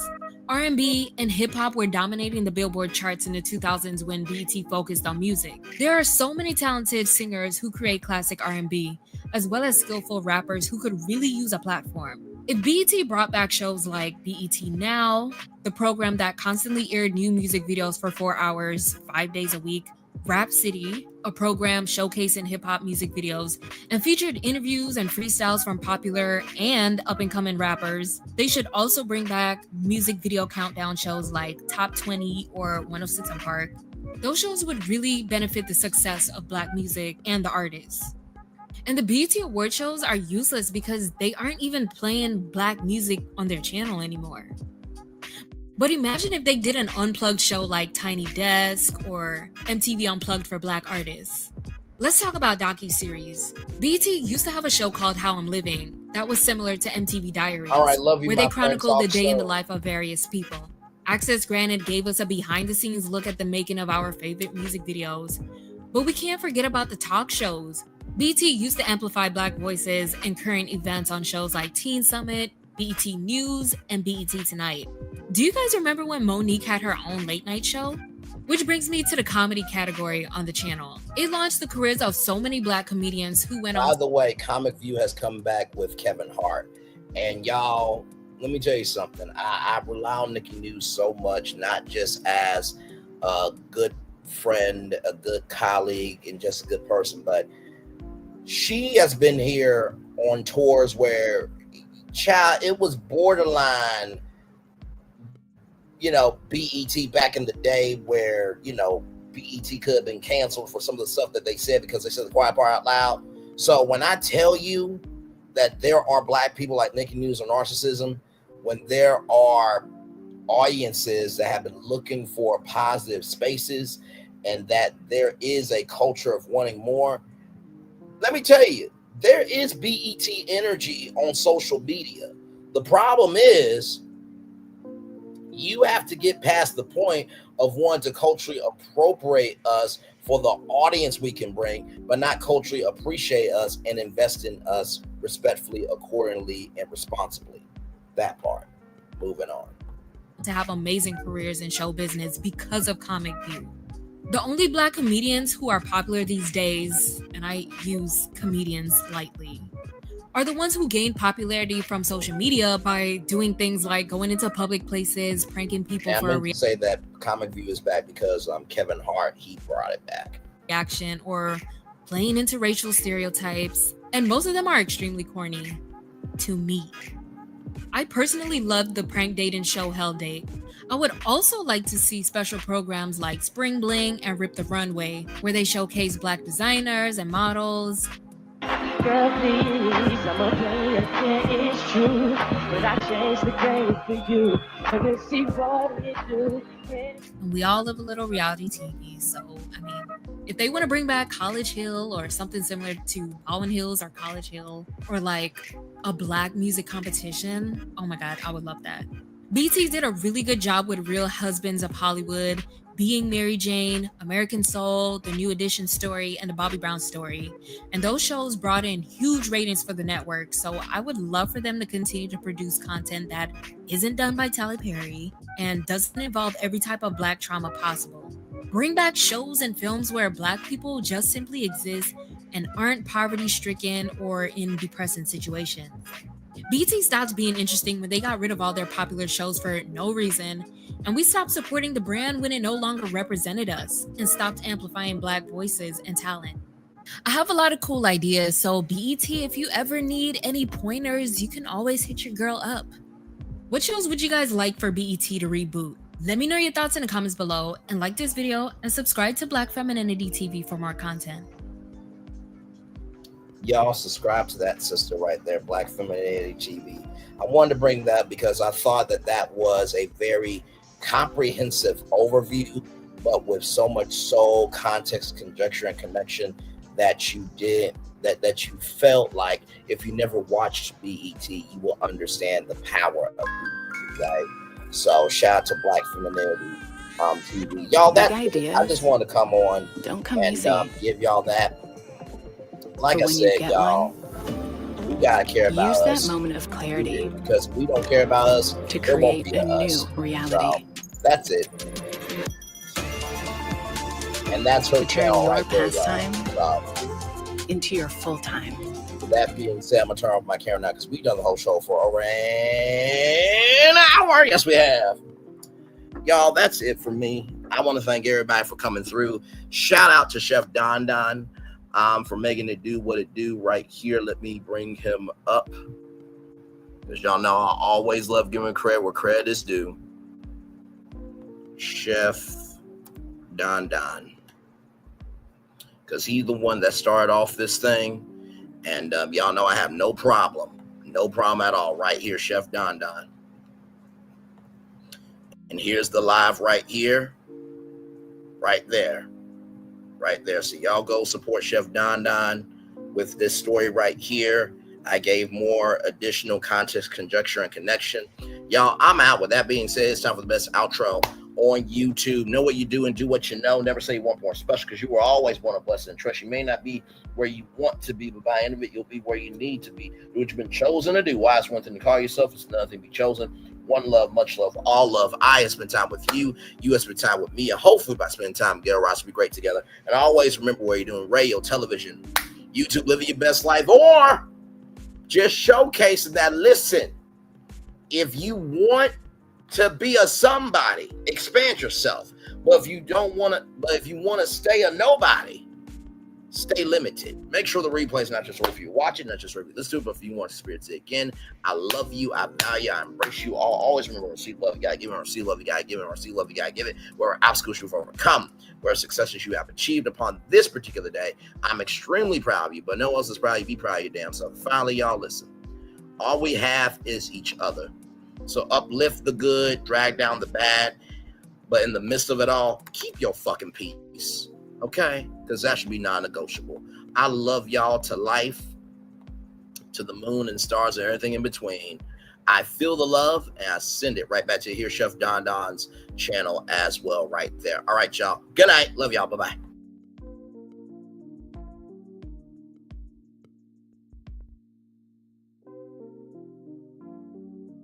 I thought I should tell you they've been talking about you.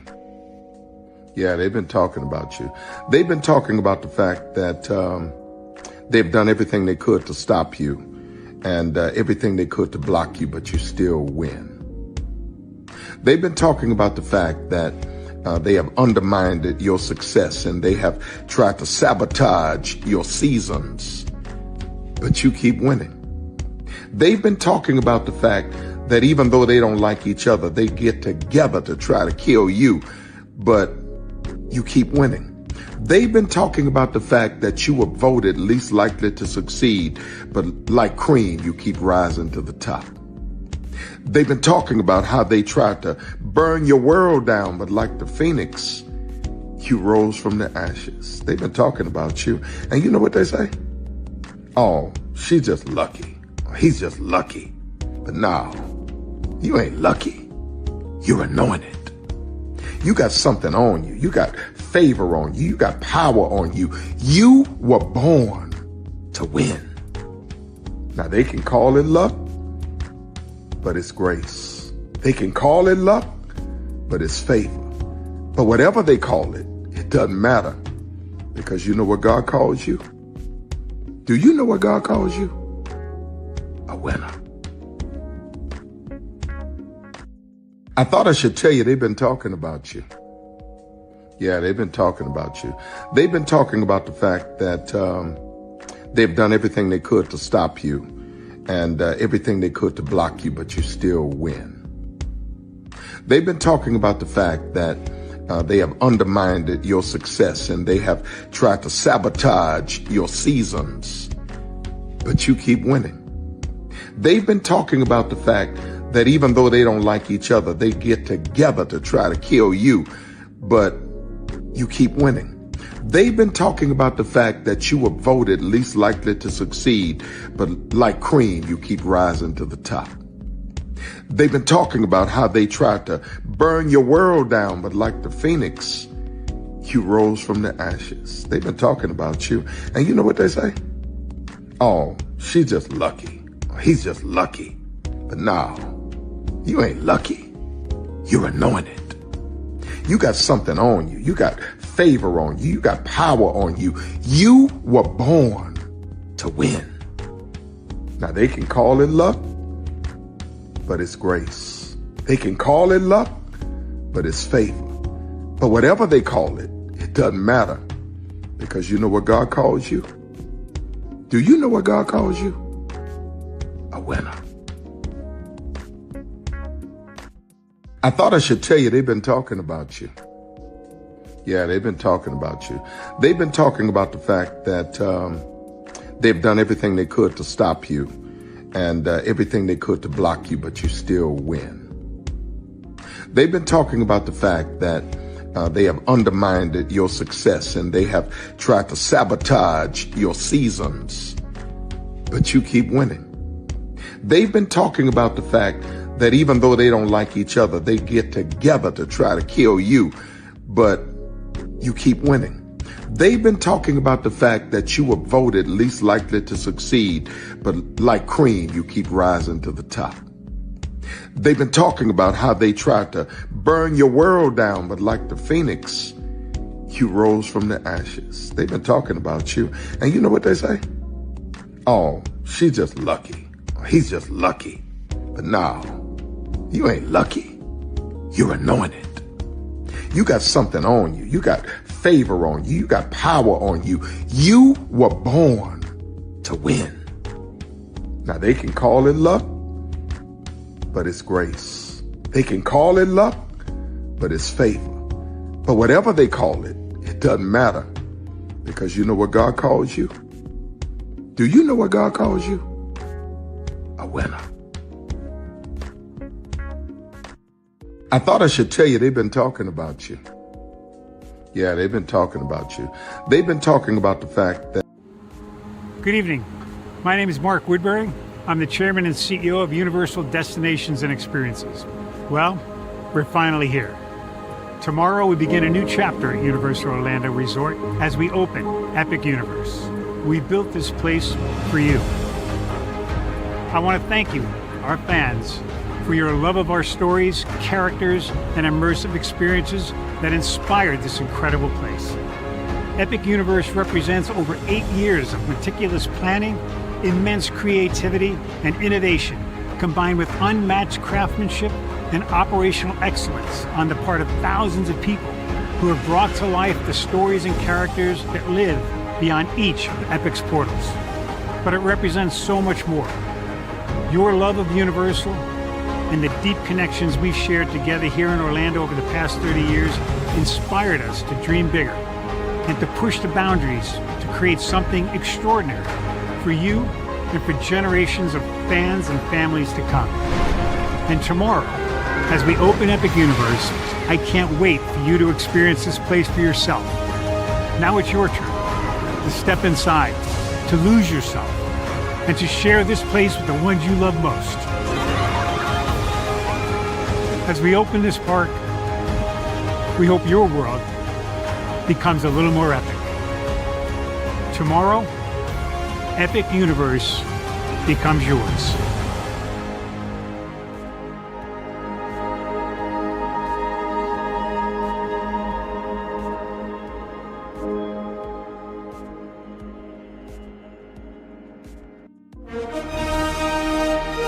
Prepare for a journey beyond imagination, beyond belief, beyond anything you've experienced before. Universal Epic Universe, a new theme park where you'll step through extraordinary portals to 5 immersive worlds. Prepare for a cosmic voyage of discovery, an isle of fire-breathing excitement, a shadowy world of monsters and mystery, new wonders in the wizarding world, and a new way to play. plus the splendor of a magnificent resort hotel overlooking the park. It's all new excitement at Universal Orlando Resort. A week's worth of vacation thrills with 4 amazing theme parks, a variety of spectacular themed hotels, and incredible dining and entertainment. It's all at Universal Orlando Resort, where you'll find new adventures every day. Explore the astonishing worlds of Universal Epic Universe at Universal Orlando Resort. Because here's the thing, a good streamer can find other content. Child, Braylon been over there doing his thing, minding his GD business, staying out of trouble, trying to get the folks some positive stuff to talk about. Besides lying all the damn time. Child, Braylon been over there doing his thing, minding his GD business, staying out of trouble, trying to get the folks some positive stuff to talk about. Besides lying all the damn time. Child, Braylon been over there doing his thing, minding his GD business, staying out of trouble, trying to get the folks some positive stuff to talk about. Besides lying all the damn time. Child, Braylon been over there doing his thing, minding his GD business, staying out of trouble, trying to get the folks some positive stuff to talk about. Besides lying all the damn time. Child, Braylon been over there doing his thing, minding his GD business, staying out of trouble, trying to get the folks some positive stuff to talk about. Besides lying all the damn time.